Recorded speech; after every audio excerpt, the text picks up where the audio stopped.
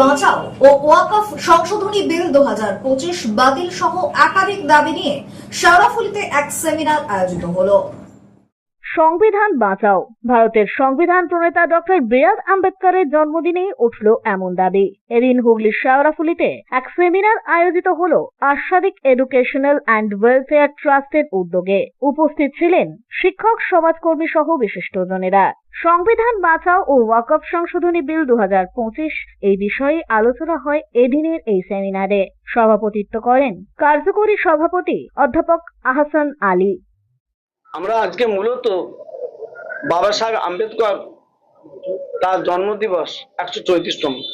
আমরা মনে করি তিনি যে সংবিধান রচনা করে গিয়েছেন সেই সংবিধানটাই মূল মন্ত্র।